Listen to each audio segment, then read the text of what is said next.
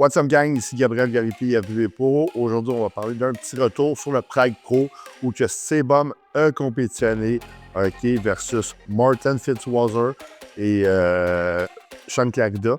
Dans le fond, personnellement, on va revenir avant sur Sean. Sean, dans le fond, pour vrai, là, qui était super. S'il serait arrivé comme ça à Olympia, il aurait été sacoche à Olympia. Il était flat à mort. C'est pas ça qu'on voulait, c'est pas ça qu'on s'attendait de lui. Normalement, il est tout le temps plein. On l'appelle The Giant Killer, pas pour rien. Mais il aurait quand même perdu versus Kian. C'est juste plate de perdre puis d'avoir son meilleur, son payroll, dans le fond. Il a bien fait de changer de coach parce que, Matt Johnson n'était plus vraiment dans le bodybuilding, qu'il fasse du triathlon. Par la suite, Martin Fitzwater ou Fitzwater? J'ai déjà un petit peu mal, peut-être. Martin, dans le fond, Martin, il était off un peu, je trouve, au pigement. Un peu meilleur à la finale. Honnêtement, il n'avait pas sa shape qu'il avait à Olympia, mais c'est sûr qu'il a fait plusieurs shows. On s'entend, il a fait Détroit, il a fait New York, Olympia, puis là, il a fait Pride Pro, puis ça va faire l'année prochaine le Pittsburgh, Dans le fond, pour vrai, Martin, il était off. Il a quand même gagné le show. Puis, personnellement, je trouve qu'il méritait de gagner. Sebum, c'est un classique physique, il a vraiment un look classique. Sebum, oui, il pèse 6 livres de plus, mais je trouve que son look au Pride Pro était moins bon que son look à Olympia, Un look plus plein sur Sebum, ça y va pas aussi bien qu'un look, plus sec comme à Olympia, Personnellement, je préfère sa shape d'Olympien classique physique que sa shape au Pride Pro, Puis il a perdu versus Martin, Personnellement, j'aurais fait passer même Sean Clarida devant lui, mais ça peut être comprenable. Sean n'est pas grand, Sebum est plus large, whatever, mais moi, j'aurais fait passer Sean devant lui parce que pose par pose, Sean est plus rond, plus plein, il a de l'air plus d'un bodybuilder que Sebum, On s'entend que ces deux catégories-là, classique physique puis open bodybuilding, c'est des catégories qui se ressemblent, Mais la différence, c'est que en classique, tu ne peux pas avoir une grosse taille. En classique, tu ne vas pas jouer le freak factor, ce qui veut dire être un monstre de masse musculaire, être ultra plein comme en open bodybuilding. C'est pour ça qu'en open, ils sont souvent plus pleins que sec versus en classique, Classique, c'est une grosse catégorie. Classique, c'est une des catégories les plus connues juste parce qu'il y a Chris Bumstead qui est dedans. Puis Chris, c'est lui qui apporte la popularité de cette catégorie-là.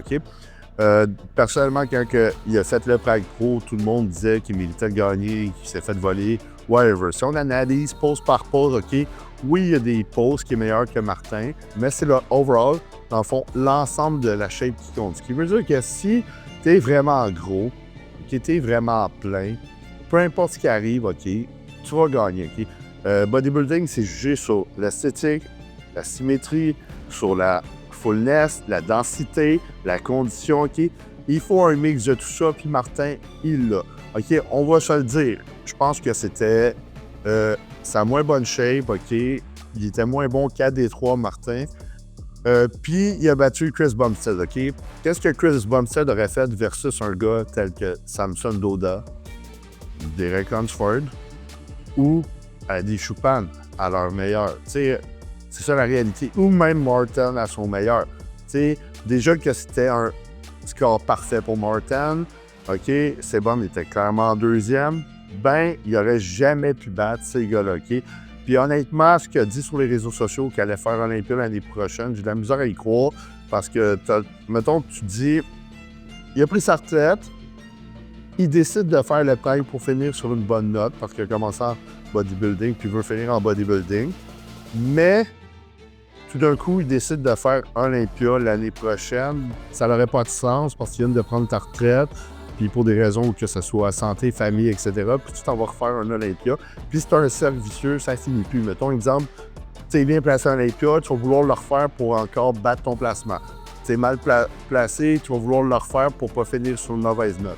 Fait que, en prenant sa retraite en classique physique, il finit sur une bonne note parce qu'en plus, c'était serré, moi, je trouve, personnellement, entre lui et Mike de Badass, Fait qu'il finit sur une note gagnante et il prend sa retraite, C'est pas comme, mettons, Ronnie Coleman qui a fini sur une note, qui a perdu, puis après qui a pris sa retraite. On va se le dire, c'est pas mal plus le fun de finir sur une note gagnante, prendre sa retraite, puis jamais avoir été battu. Si Chris Bumstead avait fait Open Bodybuilding, c'est sûr que ça aurait amené des millions de fans en Open, ça aurait été bon pour l'Olympia, OK, mais je pense pas que ça aurait été bon pour lui, pour sa santé, sa relation familiale, puis on s'entend que Chris Bumstead, il est multimillionnaire, il a plusieurs compagnies. Il est copropriétaire de Gymshark, il y a aussi Raw, des parts dans Raw, OK, c'est vraiment un homme d'affaires, un bon représentant, il est super bon sur les réseaux sociaux, OK, c'est quelqu'un que tout le monde admire. T'sais, il y a plusieurs personnes dans le monde qui ne savent pas, mettons, exemple, c'est qui Jay Cutler. On dirait que tout le monde sait c'est qui Chris Bumstead. Fait que c'est un avantage pour Olympia, mais pas pour Chris.